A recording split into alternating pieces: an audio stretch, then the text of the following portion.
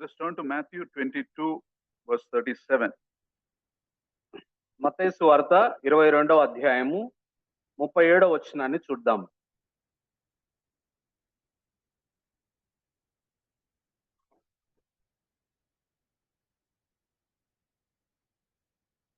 Twenty-seven, 37 to 39. 37 నుంచి 39 వచనాల వరకు ఉన్న వాక్య భాగాన్ని చదువుకుందాం. మత్తయి సువార్త 22వ అధ్యాయము 37 నుంచి 39 వచనాలు. అందుకు ఆయన, నీ పూర్ణ హృదయముతోను, నీ పూర్ణ ఆత్మతోను, నీ పూర్ణ మనస్సుతోను నీ దేవుడైన ప్రభువును ప్రేమింపవలనన్నదియే ఇది ముఖ్యమైనదియు మొదటిదియు నైన ఆజ్ఞ. నిన్ను వలె నీ పొరుగువాని ప్రేమింపవలనను రెండవ ఆజ్ఞయు దాని వంటిదే. In both these, the common word is both these commands: love your God, love your neighbor. The common word is love, right? ఈ రెండు ఆజ్ఞల్ని మనం చూసినట్లయితే, నీ దేవుడైన ప్రభువును ప్రేమించాలి, నీ పొరుగు వారిని ప్రేమించాలని ఈ రెండిట్లో ఉన్న ఒక అంశం ఏమిటనంటే అది ప్రేమ అయి ఉంటుంది. Bhaskar uncle used to say like this: if the greatest commandment is love your God and love your neighbor, then it goes without saying that your greatest danger is when you break the greatest commandment. Bhaskar Rao uncle ఆయన చెప్పే విషయం ఏమిటనంటే, సాధారణంగా ఆయన చెప్తుండేవాడు, ఆ విషయం ఏమిటనంటే, అన్నిటికంటే గొప్ప ఆజ్ఞ మరి దేవుణ్ణి ప్రేమించాలి, నీ పొరుగు వారిని ప్రేమించాలి అనేది అయినప్పుడు, అన్నిటికంటే ప్రమాదకరమైనది ఏమిటంటే, అన్నిటికంటే ముఖ్యమైన ఆజ్ఞను మనం పాటించలేకపోవడమే అన్నిటికంటే ప్రమాదకరమైంది అన్నాడు. In other words, the greatest sin is breaking the greatest commandment. అంటే అన్నిటికంటే గొప్ప పాపము ఏమిటి అనంటే, ఇంకో రకంగా చెప్పాలంటే, ప్రధానమైన ఆజ్ఞను మనం పాటించకపోవడమే అన్నిటికంటే గొప్ప పాపము. ఎప్పుడైతే మనం గమనించినట్లయితే ప్రేమ రాహిత్యములో నుంచి ఆ పాపాలు మనలోంచి వస్తూ ఉంటాయి బయటికి. You know why churches start well and end up badly? ఎందుకు చాలా సంఘాలను మనం గమనించినట్లయితే ప్రారంభం బాగానే ఉంటుంది, కానీ ఆ సంఘాల ముగింపు అంత బాగా ఉండదు. Wesley Church, Wesleyan mission is started by John Wesley, man of God, but today it is a nominal church.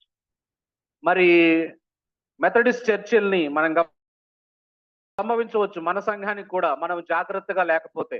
Some people may say we are going close, we have learnt a lot, all that, but finally if we don't love each other, this church is also going to become nominal church, just a appearance of a church. That's all. మేము చాలా దేవునికి దగ్గరగా జరుగుతున్నామండి, మేము చాలా విషయాల్లో ఎదిగామండి అని మనం చెప్పవచ్చు, కానీ ఈ అంశము, ఈ ప్రేమ మన జీవితాల్లో లేకపోతే మనం కూడా మరి పేరుకే సంఘముగా. Knowledge of God, as you have increased in the knowledge of God, if you have come closer to the Lord, one of the signs is you will grow in love to the Lord and to each other. దేవుణ్ణి గురించిన పరిజ్ఞానంలో మనం పెరిగినాము అనంటే, దేవుడికి మనం దగ్గరగా మనం అయ్యాము అనంటే, ఒక గుర్తు నిజంగా మనలో కనపడవలసింది ఏమిటనంటే, ప్రేమలో మనము ఎదగవలసిన అవసరం ఉంది, ప్రేమ కనపడాలి. If God's word has blessed you, then you will naturally love your spouse, love each other more in the family. మరి దేవుని ప్రేమ నీలో పెరిగితే నీ భాగస్వామిని కూడా నువ్వు ప్రేమించే విధానం మారుతుంది, నువ్వు నీ భాగస్వామిని ఎక్కువగా ప్రేమిస్తావు. And we will grow as a church in loving each other. We'll be less complaining or pointing out people or gossiping, but we will be loving people more. ఆ విధంగా ప్రేమలో మనం ఎదిగితే సంఘంలో కూడా ఒకరినొకరు మనం ప్రేమించుకుంటాం. అప్పుడు ఒకరి వెనకాల ఒకరు మాట్లాడము, అనేక విషయాల గురించి ఫిర్యాదులు చేసే వారంగా ఉండకుండా ప్రేమ మనలో స్పష్టంగా కనపడుతూ ఉంటుంది. So I would like to share you some aspects of how we can love as a church and also in the family. అయితే ఈ రాత్రికాల సమయంలో సంఘముగా మనం ఏ విధంగా ప్రేమించాలి, లేదా కుటుంబాల్లో మనం ఏ విధంగా ప్రేమను కలిగి ఉండాలనే కొన్ని అంశాలను నేను మీ దృష్టికి తీసుకొని రావాలని అనుకుంటున్నాను. God has kept us together. How many are we? About 60 people, 80 people? Yeah. We have to practice this in the next 2 days and we will be blessed. ఇప్పుడు చెప్పబోయే విషయాలు మనం ఇక్కడ సుమారు ఒక 80 మంది ఉండి ఉండొచ్చు. ఇప్పుడు చెప్పబోయే విషయాలు ప్రేమకు సంబంధించిన విషయాలు ఈ 2 రోజులు మనం ఇక్కడ ఉండబోతున్నాం కాబట్టి ఉన్నన్ని రోజులు మనం దాన్ని అభ్యాసం చేస్తే అది బాగుంటుంది అని అనిపిస్తుంది. This is foundational, basic. When we practice this, we will become better. మనము ఇది మీకు మరి పునాది ప్రేమకు సంబంధించిన పునాదికి సంబంధించిన విషయాలను మీతో పంచుకోవడం జరుగుతుంది కాబట్టి దీన్ని మనం గనక అభ్యాసం చేస్తే అది మనకు ఆశీర్వాదం. Care of the other person's needs. నిజమైన ప్రేమ అంటే ఏమిటనంటే Usually to get something out of you. Appreciation is genuinely, you like something about a person and you tell it. అభినందించడం అంటే మరి నువ్వు ఒక వ్యక్తిలో ఏదో ఇష్టపడుతున్నావు, ఆ విషయాన్ని గురించి నువ్వు వారిని అభినందిస్తున్నావు. Everybody needs appreciation. అందరికీ అభినందనలు అంటే ఇష్టమే, ప్రశంసించబడ్డం అంటే ఇష్టమే. Don't take what your wife does for you for granted. Don't take what your husband does for you for granted. నీ భర్త నీకేమైనా చేసినప్పుడు, నీ భార్య నీకేమైనా చేసినప్పుడు ఇది స్వతహాగా నాకు కాకపోతే ఎవరికి చేస్తారు అన్నట్టుగా భావించకండి దయచేసి. You know, they may be doing it always, but learn to appreciate.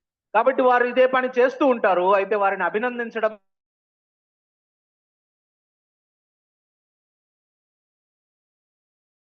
మనం నేర్చుకోవాలి. Appreciation begins the best. అనేది బయటికి రావడానికి మన అభినందనలు, మన ప్రశంసలు దోహదపడతాయి. Especially in front of your children. When you handle children, don't criticize your children in front of people or compare your children in front of others.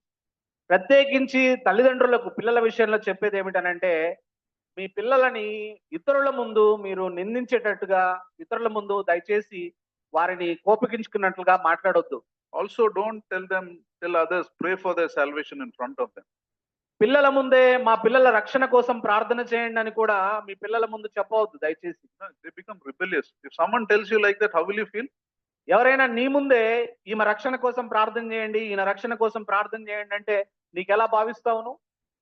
Never do that. మనం ఎప్పుడు అలా చేయకూడదు. They'll get a hardness in their heart. వారి హృదయంలో కాఠిన్యం పెరుగుతుంది అలా చేస్తే. Appreciate the good in front of others. What good you see. You want to criticize, scold them, beat them also, do it in private. కాబట్టి పిల్లలను ప్రశంసించేటప్పుడు అందరి ముందు ప్రశంసించండి, అభినందించండి. వారిని కొట్టాలన్నా, వారిని విమర్శించాలన్నా, వారికి ఏదైనా మీరు నేర్పించాలన్నా.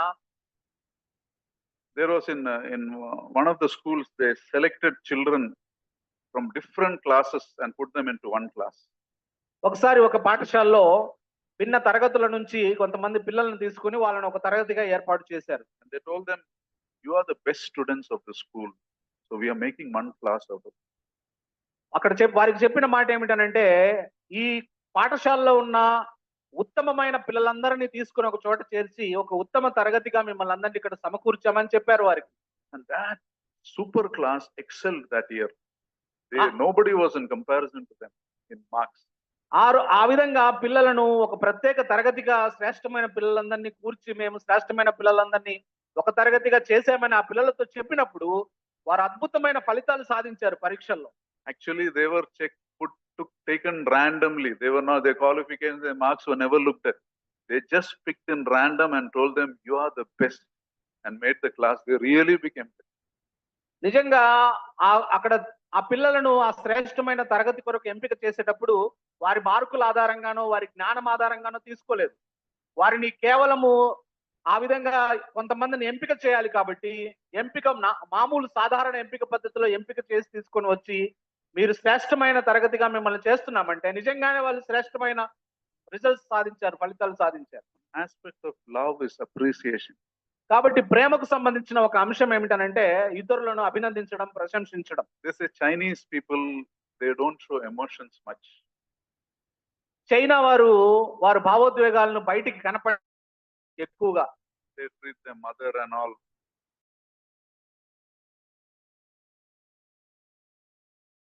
without love. They may love in the విధానం ఇతరుల పట్ల వారు వ్యవహరించే విధానం కానీ బయటికి మనకు కనపడదు. They will respect inside, but they won't show external love to their mother. వాళ్ళ తల్లిని వారు గౌరవిస్తారు, వాస్తవంగా వారి హృదయాల్లో గౌరవిస్తారు కానీ అది బయటికి వ్యక్తపరచరు. One day Chinese mother died and her 3 sons were crying very loudly. They never thanked her or appreciated her when she was alive.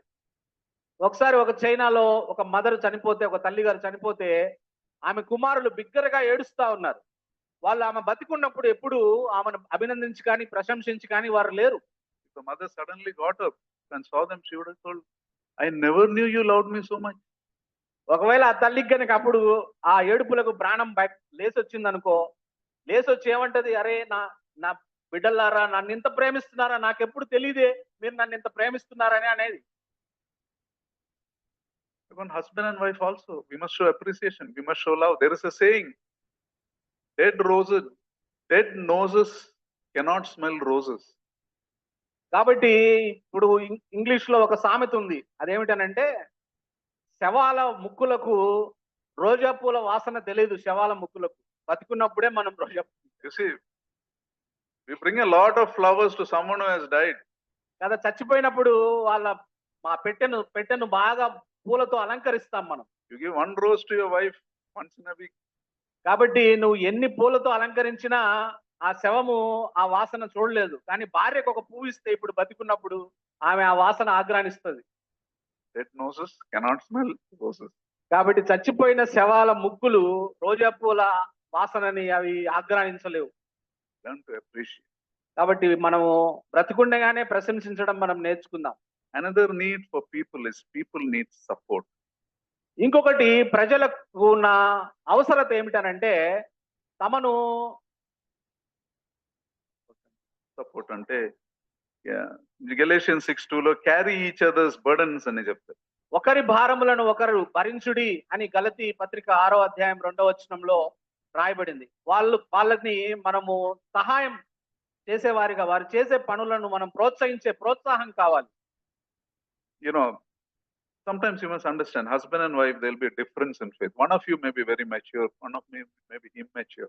You got to learn to support that person instead of being critical or looking down upon that person. కాబట్టి భార్యాభర్తలు ఇద్దరున్నట్లయితే ఒకరేమో ఆత్మీయంగా పరిపక్వతలో ఉంటారు, ఒకరేమో ఆత్మీయంగా తక్కువలో ఉంటారు. ఈ తక్కువలో ఆత్మీయతలో ఉన్న వారికి మనము సహాయం చేయాలి. You must learn. God has kept you as a family to lift each other in faith instead of complaining and criticizing and looking down upon them. కాబట్టి ఆ విధంగా తక్కువగా ఉన్న వారిని మనము విమర్శించకుండా వారికి సహాయం చేసి వారు మనవలే ఆత్మీయంగా పైకి రావడానికి మనము దోహదపడాలి, సహాయం చేయాలి. And also in our church, somebody will be with less maturity or somebody may be a new believer. మన సంఘంలో కూడా ఎవరైనా పరిపక్వతలో తక్కువగా ఉండవచ్చు, లేదా కొత్తగా విశ్వాసంలోనికి వచ్చిన వ్యక్తి అయి ఉండవచ్చు. That is why as a church we must be prepared to receive them. If you gossip, if you are fighting against each other, if you are quarreling against each other, backbiting, politics, what will that? He will leave his faith and go. నూతనంగా ఒక విశ్వాసి మన సంఘంలోనికి వస్తే, ఇక్కడ సంఘంలో మనము అతనికి సహాయం చేసి అతను ఆత్మీయంగా బలపడడానికి మనం సహాయం చేయకుండా మనమే ఒకళ్ళ వెనకాల ఒకళ్ళు మాట్లాడుతూ రాజకీయాలు చేస్తూ ఉంటే అతను విశ్వాసంలో ఇంకా వెనక్కి వెళ్ళిపోతాడు.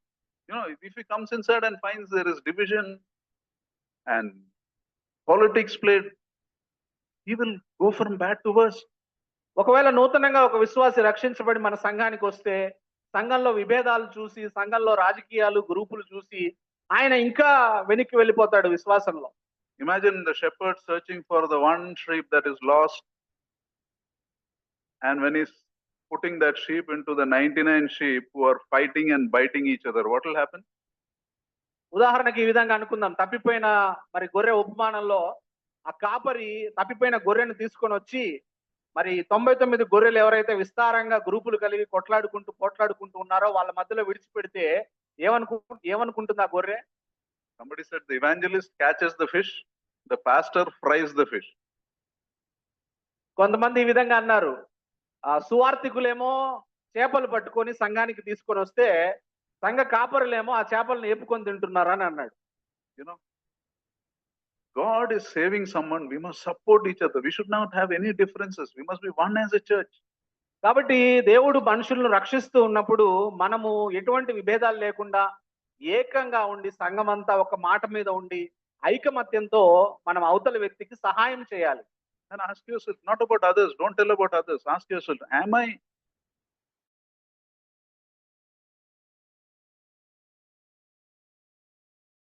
doing that role? Am I doing? Instead of telling. కాబట్టి మరి ఈ మాటలు చెప్తూ ఉన్నప్పుడు ఇతరులకు మనం సహాయం చేసే వారంగా ఉంటున్నామా, వారిని వెనకుండి ప్రోత్సహించే వారంగా ఉంటున్నామా, వాళ్ళు చేయట్లేదు వీళ్ళు చేయట్లేదు అని వేరే వారి గురించి ఆలోచించకుండా నేను అటువంటి వ్యక్తిగా కొత్తగా వచ్చిన విశ్వాసిని ప్రోత్సహించేవాడిగా ఉన్నానా, ఆత్మీయంగా మరి పతన స్థితిలో పడిపోతున్న వారిని లేవనెత్తేవాడిగా ఉన్నానా, వాడికి సహాయం చేసేవాడిగా ఉన్నానా, నేనున్నానా అని మన గురించి ఆలోచిద్దాం. You behave differently with that person. Don't think about others. You make that person feel as part of your family. కాబట్టి ఇతరులు ఆ వ్యక్తి పట్ల ఏ విధంగా ఉన్నారనేది పక్కన పెట్టండి. మనము మంచిగా ఉందాం, మనము అతనికి సహాయం చేద్దాం, మనం అతన్ని పైకి తీసుకొని రావడానికి మనం ఆయనకు వెన్నుదన్నుగా ఉందాం. God is not going to hold you accountable for what other people do. He is going to hold you accountable for what you have not done. కాబట్టి దేవుడు ఎప్పుడు వేరే వాళ్ళు చేసిన పనులకు నిన్ను జవాబు అడగడు. మన గురించే, మన జీవితాల గురించే మనల్ని దేవుడు ప్రశ్నిస్తాడు తప్ప వేరే వాళ్ళ ప్రవర్తన గురించి దేవుడు మనల్ని ప్రశ్నించడు. Don't think about others. Think about yours. కాబట్టి వేరే వారి గురించి ఆలోచించొద్దు, మన గురించి మనం ఆలోచిద్దాం. Another need of people is people need encouragement. It's a part of support, but encouragement is another aspect. ఇంకొకటి ప్రజలు కోరుకునేది ఏమిటంటే మమ్మల్ని ప్రోత్సహించే వారు ఉంటే బాగుంటుంది అని అనుకుంటారు ప్రజలు. You know, we have two choices every day. I can either build people or I can break people. మనకు ప్రతిరోజు మనకు రెండు ఎంపికలు ఉంటాయి. నేను ప్రజలను కట్టొచ్చు, మనం ప్రజలను కట్టవచ్చు, లేదా మనం ప్రజలను కూల్చవచ్చు. We can cut people, we can heal people. మనం ప్రజలకు గాయం చేయవచ్చు, మనం గాయాన్ని మాన్పేవారిగా ఉండవచ్చు. It's in your hand. ఇది మన చేతుల్లోనే ఉంది.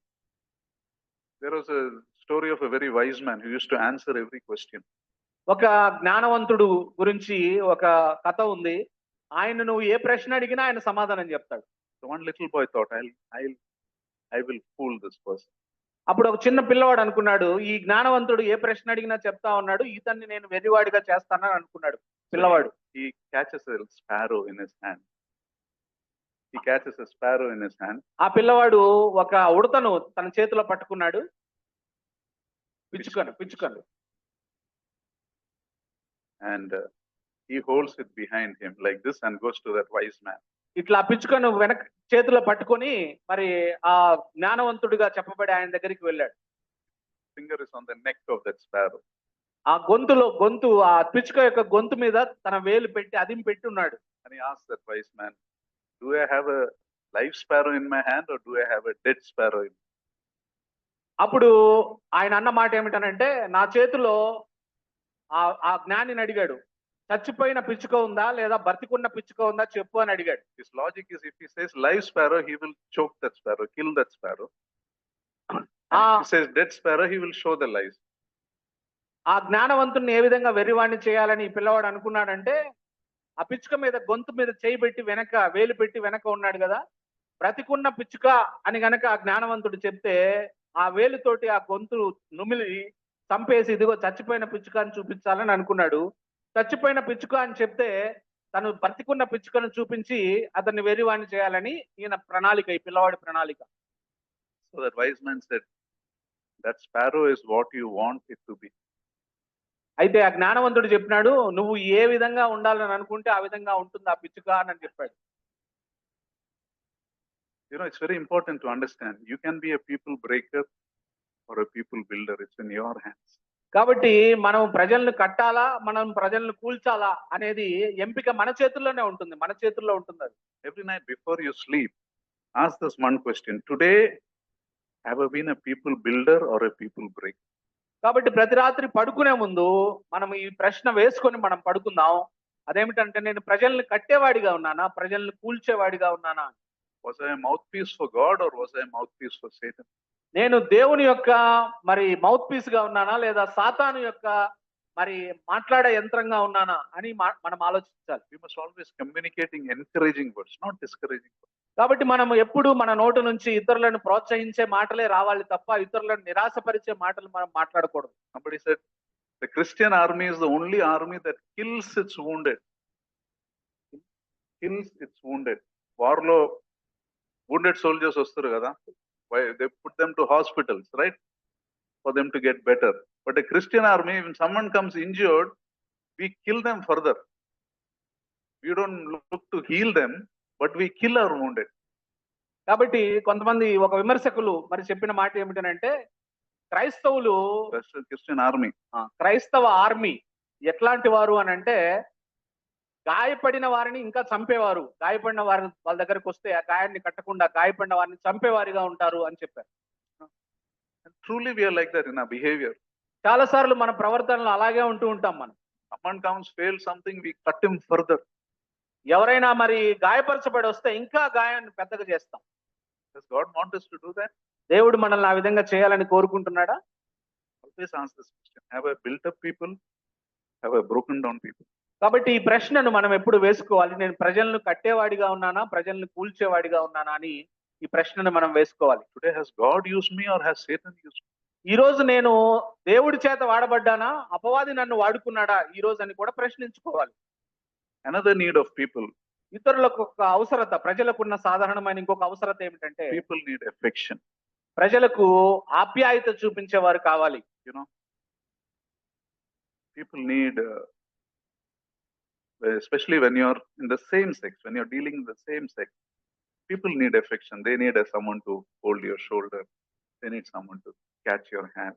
You must, or embrace you, give you a hug. You know, people love affection. ప్రజలకు ఆప్యాయత చూపించేవారంటే ఇష్టం. మరి ఇద్దరు పురుషులు కలుసుకున్నప్పుడు వారు ఒకరి మీద ఒక భుజాల మీద ఒకరు చేయి వేసుకోవడం, షేక్ హ్యాండ్ ఇవ్వడం, దగ్గరికి రావడం, హత్తుకోవడం, ఇది చేయాలని ప్రజలు కోరుకుంటారు. 1 Thessalonians 2:8, Paul says, we shared not only the gospel with you, but we shared our lives with you. మరి అపోస్తలుడైన పౌలు గారు మరి రాస్తూ ఆయన చెప్పిన మాట ఏమిటనంటే, మేము సువార్తను మాత్రమే మీతో పంచుకోలేదు, మా జీవితాన్ని మీతో పంచుకున్నామని అన్నాడు. So, families touching each other, hugging each other is very important. కుటుంబంలో ఒకరినొకరు మరి ముట్టుకోవడం, ఒకరినొకరు హత్తుకోవడం అనేది చాలా ప్రాముఖ్యం. Touch your children, scratch their backs, hug them. మీ పిల్లలను తాకండి, వారి వీపును ఈ విధంగా గోకండి, వారిని కౌగిలించుకోండి. Even spouses. భార్యాభర్తలు కూడా ఆ విధంగా చేయవచ్చు. Somebody said like this, 4 hugs a day for survival. ఒకరు ఈ విధంగా చెప్పారు, 4 కౌగిలింతలుంటే మనుగడ సాగించవచ్చు. 8 hugs a day for maintenance. అంటే సర్వైవల్ అంటే next step maintenance. Basic survival. 4 కౌగిలింతలుంటే మామూలుగా మరి మనుగడ సాగిస్తారు. 8 కౌగిలింతలుంటే అది ఇంకొంచెం మంచిగా జరుగుతుంది. And 12 hugs a day for growth. 12 కౌగిలింతలు ఒక రోజు ఉన్నట్లయితే అవతల వాళ్ళు ఎదగడానికి అది దోహదపడుతుంది. People need affection. ప్రజలకు ఆప్యాయతలు అవసరం. In your family, outside, be careful about opposite. It's not about opposite sex.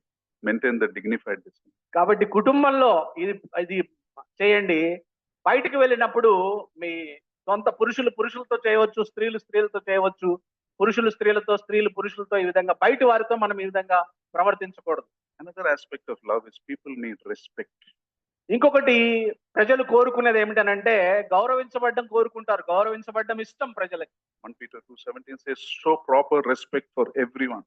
కాబట్టి ప్రతి ఒక్కరితో మనము మర్యాదగా నడుచుకోండి అని పేతురు రాసిన మొదటి పత్రిక 2వ అధ్యాయం 17వ వచనంలో రాయబడింది. Especially in families, respect your wife, respect your children. ప్రత్యేకించి కుటుంబాల్లో మన పిల్లలను, మన భార్యను మనం గౌరవించవలసిన అవసరం ఉంది. You know, in olden days, there was a word called chivalry. Chivalry ante telsa. Chivalry ante, when a lady comes or your wife comes, you open the door. Or before she sits in a car or you have a car and you open the door for the wife to sit in and then close the door. That's called chivalry. That's a behavior where you respect the person. In olden times it was there, now nobody knows about it. పాత కాలంలో, పాత రోజుల్లో అయితే షివర్లీ అని English పదం ఉంటుంది. దాని అర్థం ఏమిటంటే భార్య వస్తున్నప్పుడు భర్త డోర్ ఓపెన్ చేసి పట్టుకుంటాడు. భార్య కూర్చున్న తర్వాత భర్త డోర్ వేస్తాడు కారుకి. That's a respect. అది sex, giving her that respect. ఆమెకి గౌరవించడం, భార్యను గౌరవించే విధానం అది. Today they say, if someone opens the door of the car for his wife, it means 2 things. Either the wife is new or the car is new. ఈ రోజుల్లో అదే విధంగా పాత షివర్లీని ఇప్పుడు మన కళ్ళ ముందు ఎవరన్నా కనపరుస్తున్నారు అనుకోండి, బహుశా 2 కారణాలు మనం అనుకుంటాం. ఒకటేమో భార్య అయినా కొత్తదై ఉండాలి, లేకుంటే కార్ అయినా కొత్తదై ఉండాలి. ఆమె వేస్తే గట్టిగేస్తుందని ఆయన వేసుకుంటున్నాడు door. Hope Raju didn't do that. Hope Raju didn't do that to Beulah.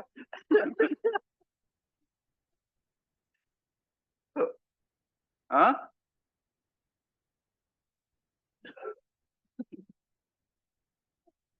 So, you see, it's important. We have to respect. You cannot talk rudely to someone, even in church. Remember, సంఘంలో don't talk rudely. You respect and talk.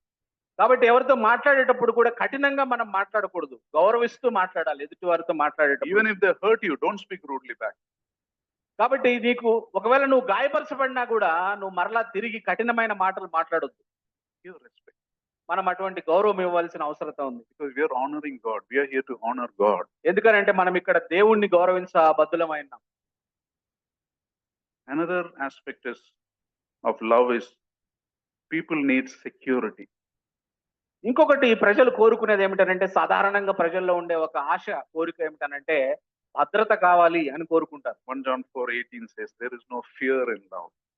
ప్రేమలో భయం ఉండదు అని యోహాను రాసిన మొదటి పత్రిక 4వ అధ్యాయం 18వ వచనంలో రాయబడింది. You must give, your family must, the father especially must never make the family feel that you don't have enough. Even if you are starving, you should not make the children feel you don't have enough.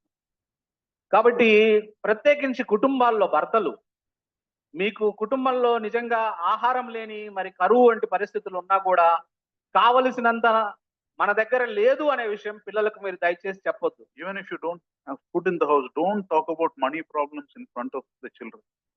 ధనము సంబంధించిన విషయాలు, ఆర్థిక సంబంధించిన విషయాలు పిల్లల ముందు దయచేసి మాట్లాడకండి. They feel very insecure if you do that. ఆ విధంగా నువ్వు చేస్తే వాళ్ళు చాలా అభద్రతా భావానికి గురవుతారు. Some of you know your parents never did that. Though they were struggling, they fed you well. They never gave an image that they were lacking. You were lacking. కాబట్టి మన తల్లిదండ్రులు ఆ విధంగానే చేశారు మనల్ని పెంచేటప్పుడు. వాళ్ళు ఒకవేళ మనల్ని పెంచేటప్పుడు వారికి ఏమైనా ఆర్థికపరమైన ఇబ్బందులు వచ్చినా కూడా వారు ఎప్పుడు ఆర్థికపరమైన ఇబ్బందులు మనతో చెప్పలేదు. And taking it to the church level, every member in the church must feel, if something happens to me, my church is there to take care.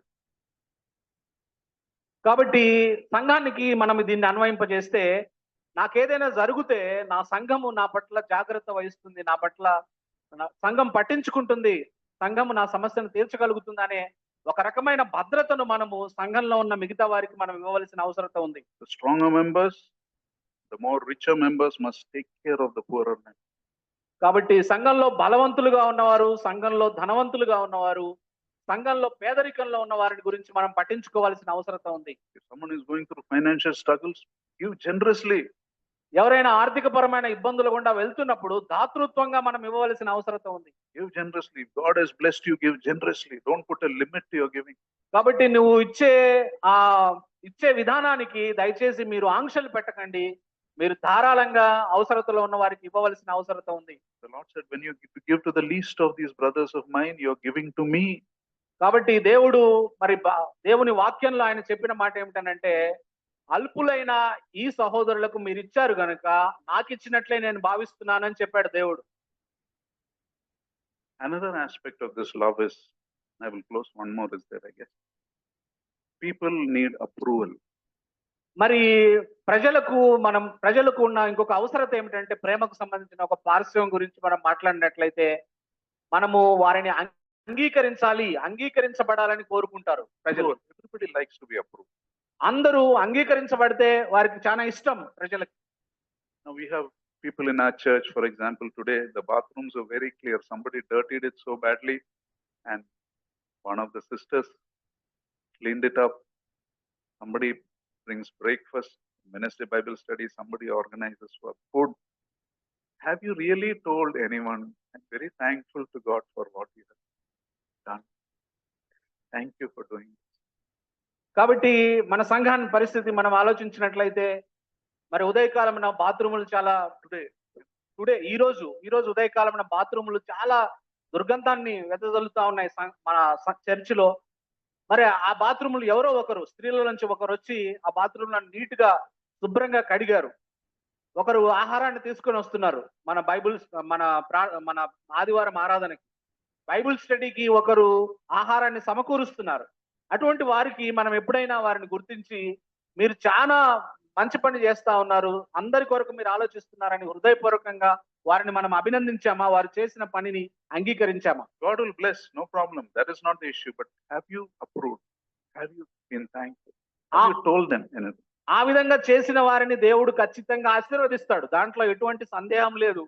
అయితే మనము అటువంటి వారిని అంగీకరిస్తున్నామా? వారిని మనం ప్రశంసిస్తున్నామా? You know, if we learn to appreciate, even the most negative person can change. మనం ఆ విధంగా ప్రశంసించి అభినందించే వారంగా ఉంటే వ్యతిరేకంగా ఉండే వ్యక్తుల స్వభావంలో కూడా మార్పు వస్తుంది. One Christian author, he was driving a car. His name is Paul Little. You may have heard his name. He was once driving a car and somebody asked him for a lift. Paul Little అనే ఒక క్రైస్తవ రచయిత ఉన్నాడు. ఆయన గురించి మీరు విని ఉంటారు. ఆయన ఒకసారి కారు నడుపుతూ ఉన్నప్పుడు ఒక వ్యక్తి కారులో లిఫ్ట్ అడిగాడు. And he called him, he sat అప్పుడు ఆయన లిఫ్ట్ కు అంగీకరించాడు. అతన్ని ఎక్కించుకున్నాడు. beside him, and then Paul Little realized that he was a drunk person. ఆ కొంచెము కొంత సమయం ఆ విధంగా ప్రయాణించిన తర్వాత పాల్ లిటిల్ గారికి అర్థమైంది ఏమిటనంటే, ఆ పక్కన కూర్చున్న వ్యక్తి, తాను లిఫ్ట్ ఇచ్చిన వ్యక్తి, ఆ మందు కొట్టే వ్యక్తి తాగి ఉన్నాడు. And he's not only drunk, he offers Paul Little also a sip to drink. ఆయన తాగి రావడమే కాకుండా కొంత తెచ్చుకొని మందు ఆయన కొంచెం తాగుతూ పాల్ లిటిల్ గారిని కూడా, నువ్వు కూడా కొంచెం తాగుతావా, కొంచెం మందు కొట్టు అన్నాడు. And how does he answer? Paul Little says, I see you're a very generous person, he said. మనమైతే ఎలా ప్రతిస్పందిస్తామో గాని పాల్ లిటిల్ అన్నాడు, నువ్వు చాలా దాతృత్వం కలిగిన వ్యక్తిలాగా కనపడుతున్నావే, నాకు కూడా మందిస్తున్నావు, ఖర్చు పెట్టి డబ్బులు పెట్టుకొని మరి నాకు కూడా మందిస్తున్నావు, దాతృత్వం కలిగిన వ్యక్తి లాగా కనపడుతున్నావు అన్నాడు. The drunk was surprised. His wife also wouldn't have told him that. ఆ తాగుబోతు ఆయనకి ఆశ్చర్యం వ్యక్తం చేసింది. నా భార్య నన్ను ఎప్పుడు ఇట్లా మెచ్చుకోలేదే, ఈయన ఎందుకు నన్ను మెచ్చుకుంటున్నాడు, నేను దాతృత్వం గల ఒక వ్యక్తిని అని. You see, without minimizing the sin, he appreciated one good aspect about this person. What happens is, when you do that, you're opening the door for the gospel sometime in his life. కాబట్టి ఆ విధంగా మరి ఒక వ్యక్తి పాపం చేస్తూ ఉన్నప్పుడు, మరి అది చేయకూడని పని చేస్తూ ఉన్నప్పుడు, ఈయన ఒక విధానంలో అతన్ని అభినందించడం ద్వారా సువార్తకు, without covering the sin, he appreciated a good thing he saw. మరి ఆయన పాపాన్ని ఒప్పుకోవట్లేదు కానీ ఆయనలో ఉన్న మంచితనాన్ని ఆయన ప్రశంసించడం ద్వారా ఆ వ్యక్తికి సువార్త చెప్పడానికి ఒక మార్గం సిద్ధపరుస్తున్నట్టుగా మనకు కనబడుతుంది. And the 10th and the last I would like to share is people need acceptance. 10వది ఏమిటనంటే, ప్రజలు వారిని మనము స్వాగతించడం కోరుకుంటారు. You need to accept everyone, not just people you are comfortable with, but even those who you are uncomfortable with, you must accept. మనము సౌకర్యంగా ఉండే ప్రజలను మాత్రమే కాదు, ఆ సంఘంలో ప్రతి వారిని, వారు ఒకవేళ వారు చేసే ప్రవర్తన, వారు ఆలోచించే విషయాలు మనకు నచ్చకపోయినప్పటికీ వారిని మనం ఆమోదించే వారంగా ఉండాలి అని కోరుకుంటారు వాళ్ళు. Romans 15:7 says, accept one another as the Lord Jesus Christ has accepted you. కాబట్టి ప్రభువు మనల్ని అంగీకరించినట్టుగా మనం ఒకరినొకరు అంగీకరించే వారిగా ఉండాలి. If an unmarried mother comes to our church, how will we receive? Would we show love? If an unmarried mother comes to our church, a girl, a child with before marriage, a woman who has a child before marriage. పెళ్లి కాకుండా తెల్లైన ఒక స్త్రీ సంఘానికి వచ్చిందని అను, మనం ఎలా వ్యవహరిస్తాం? Drug addict comes, లేదా drugs కు బానిసైన వ్యక్తి మన సంఘానికి వస్తే అతని పట్ల మనం ఎలా వ్యవహరిస్తాం? or a prostitute comes, లేదా వ్యభిచారం వృత్తిలో ఉన్న ఒక స్త్రీ మన సంఘానికి వస్తే మనము ఆమెను ఎలా అంగీకరిస్తాం? we had this gospel evening with transgenders. One of the things we told them is, you are welcome to come to our church. మరి ట్రాన్స్జెండర్స్ మీటింగ్ పెట్టినప్పుడు వారితో మనం చెప్పిన మాట ఏమిటనంటే, మా సంఘం యొక్క ద్వారాలు ఎప్పుడు మీ కొరకు తెరిచి ఉంటాయి, మీరు ఎప్పుడు కావాలంటే అప్పుడు వచ్చి సంఘంలో ఆరాధించవచ్చు అని చెప్పాం. They didn't come, వాళ్ళు రాలేదు. but if they really came, would we treat them well? నిజంగా వారు ఒకవేళ వస్తే మరి ఆ ట్రాన్స్జెండర్స్ ని కూడా మనము మంచిగా వారితో వ్యవహరించగలమా, వారిని అంగీకరించగలమా? We are not comfortable. We won't associate. We are not comfortable. We won't associate with them. మనము అటువంటి వారు వచ్చినప్పుడు వారితో కలిసి ఉండడానికి, వారితో స్నేహం చేయడానికి మనం ఇష్టపడం. We don't even think that the reason they left that dirt and came here is because they wanted to change. We don't even think of that. వారు ఆ రకమైన మురికిలో నుంచి సంఘంలోనికి రావడమే వారి జీవితాలు మార్చుకోవడానికి వచ్చారనే విషయం కూడా మనం ఆలోచించాం. There is a popular proverb that says, a man is known by the company he keeps.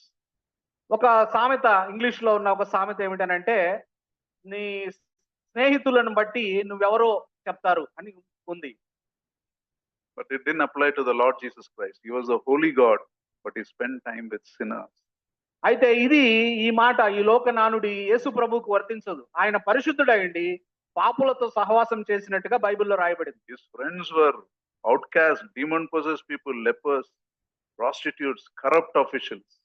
మరి Never rejected any of them. యేసు ప్రభు వారి స్నేహితులు ఎవరయ్యా ఈ లోకంలో ఉన్నప్పుడు అంటే, వ్యభిచార వృత్తిలో జీవించిన వారు ఆయనకు స్నేహితులయ్యారు. మరి అవినీతి పరులు, ట్యాక్స్ లో ఎక్కువ మరి పన్ను వసూలు చేసేవారు ఆయనకు స్నేహితులయ్యారు. మరి కుష్టు వ్యాధికి సంబంధించిన వారు ఆయనకు స్నేహితులయ్యారు. ఇటువంటి వారిని ఆయన స్నేహితులుగా చేసుకున్నాడు. You see, the Lord's holy life attracted them and changed them.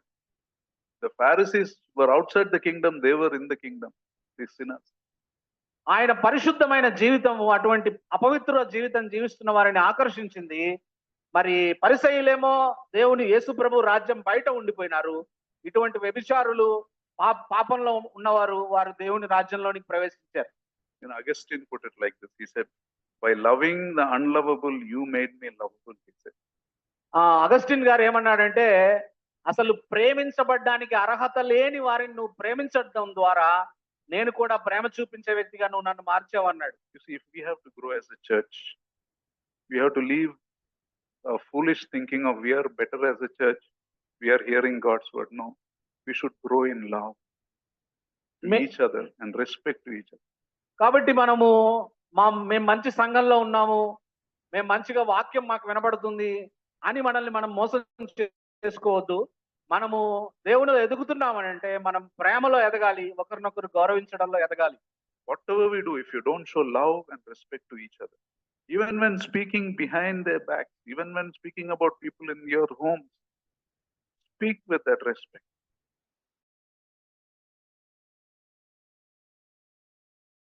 మనం మాట్లాడుకునేటప్పుడైనా, కుటుంబాల్లో ఒకరితో ఒకరు మాట్లాడేటప్పుడైనా ఇతరులను గౌరవిస్తూ మాట్లాడడం మనం నేర్చుకోవాల్సిన అవసరం ఉంది. Many churches got destroyed because there were groups of people who used to spend time talking about each other, talking the bad things about each other, complaining about each other. చాలా సంఘాలు పాడైపోవడానికి కారణం ఏమిటనంటే, ఆ సంఘాల్లో ఒక ప్రత్యేకమైన గుంపు ఉంటారు. ఆ గుంపుకున్న ఒక పని ఏమిటనంటే, సంఘంలో మిగతా వ్యక్తుల గురించి వ్యతిరేకంగా తప్పుడు విషయాలు, వాళ్ళ గురించి విషయాలు మాట్లాడుకుంటూ ఉంటారు. అదే పని చేస్తాం. Let us not do that. Let us not talk about people. We are so full of faults. Who are we to talk about others? మనలోనే చాలా సవరించుకోవాల్సిన లోపాలు ఉండగా మనము వేరే వాళ్ళ లోపాల గురించి మాట్లాడడానికి మనమెవరం? Listen, this 2 days, don't encourage anyone to speak anything bad, and let us grow in that. That is the only hope for our church. Remember that. కాబట్టి ఎవ్వరు కూడా మన సంఘంలో వేరే వారి గురించి వ్యతిరేకంగా మాట్లాడుకోకుండా ఉండడాన్ని మనం అభ్యాసం చేయాలి. గౌరవించడంలో, ప్రేమించడంలో మనం ఎదగవలసిన అవసరం ఉంది. ఈ కనీసం ఈ 2 రోజులైనా ఎవ్వరి గురించి మనం వాళ్ళ వెనకాల మాట్లాడకుండా మనం దాన్ని అభ్యాసం చేద్దాం. Let us be serious about what God's word is telling us. దేవుడి వాక్యం మనకు ఏం చెప్తుందనే విషయం జాగ్రత్త కలిగి దాన్ని పాటించడానికి మనం ప్రయత్నం చేద్దాం. If you don't like something, tell that to that person respectfully. Don't tell to someone else. నువ్వు ఎవరిలోనైనా ఏదైనా నీకు నచ్చంది కనిపిస్తే ఆ నచ్చని విషయాన్ని గురించి వేరే వ్యక్తితో చెప్పొద్దు. ఆ నచ్చని ప్రవర్తిస్తున్న వ్యక్తి దగ్గరికి పోయి ఆయనకే ప్రేమగా, గౌరవంగా చెప్పు ఆ విషయాన్ని. And pray about that person. మరియు నువ్వు ఆ వ్యక్తి కోసం ప్రార్థన చేయి. That's our job. That's all. That is what God wants us to do. You be a testimony. Pray for someone. You don't behave like that. కాబట్టి మనము వాళ్ళతో నేరుగా పోయి చెప్దాం, వాళ్ళ గురించి ప్రార్థన చేద్దాం, అంతే తప్ప మనము వేరుగా ప్రవర్తించడానికి వీల్లేదు. In Revelations 2:4, it's talking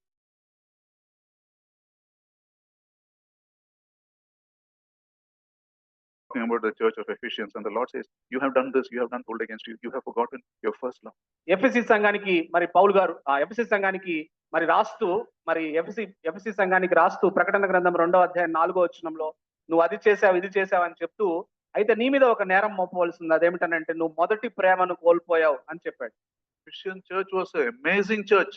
They were like a drop of purity in an ocean full of impureness. That is how it started. They had amazing teachers like Paul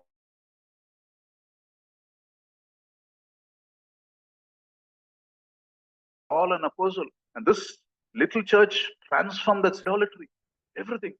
FSC సంఘానికి ఉన్న ఆధిక్యతలు చూసినట్లయితే ఒక సముద్రం వంటి లోకంలో ఒక అద్భుతమైన మరి బిందువులుగా, నీటి బిందువులుగా వారు జీవించిన వారు. వారికి పౌలు, అపోస్తుల వంటి మంచి బోధకులు వారు కలిగిన వారు. వారు ఈ విగ్రహారాధన, వ్యభిచారంతో కూడిన ఎఫ్ఎస్సి పట్టణాన్ని సంపూర్ణంగా ప్రభావితం చేసి మార్చివేసిన వారు. The sales of the idols dropped. That is what happened. మరి వారు ఎఫ్ఎస్సి సంఘంలో వారు సువార్త ప్రకటన చేసి సంఘముగా వారు పనిచేసినప్పుడు విగ్రహాల యొక్క అమ్మకం తగ్గిపోయిందని రాయబడి. But by the time we come to Revelations and a little after that, Ephesian church is no more. అయితే ప్రకటన గ్రంథం రాసే సమయానికి, ఆ పత్రికలు రాయబడే సమయానికి అసలు ఎఫ్ఎస్సిలో సంఘమే లేకుండా పోయింది. After a little after that, ఆ తర్వాత కొంతకాలానికి, that lack of love is like a cell, one cell of poison, one cell of cancer that spreads. You ignore it, it will spread, take over your whole body and kill you. కాబట్టి ఆ ప్రేమ రాహిత్యం అనేది cancer కణం వంటిది. అది మొత్తం శరీరానికి వ్యాపించి ఆ శరీరాన్ని నాశనం చేస్తుంది, చంపేస్తుంది. So let us pray about this. Let us be serious about obedience. కాబట్టి ఈ విషయం గురించి మనం ప్రార్థన చేద్దాం. ప్రేమ గురించి, ఇతరులను గౌరవించడం గురించి బహు జాగ్రత్తగా వాక్య ప్రకారం జీవించడానికి మనం ప్రయత్నం చేద్దాం. Let us pray. ప్రార్థన చేసుకుందాం. Father, we thank you for your precious word and how we should grow in our relationship with one another, in our relationship in the church. Lord, may we be people who build each other up, not break down. May we seek to please you. May we not be used by Satan, but may we be used by you, Lord. Walking close to you, living for your glory. And in these 2 days, may this not be a light time or a casual time, but may we be intentional, serious about obeying, Lord, walking close to you, healing our relationship, submitting to one another out of reverence to you, Lord Jesus. We thank you, we praise you. In Lord Jesus' most precious name we pray. Amen.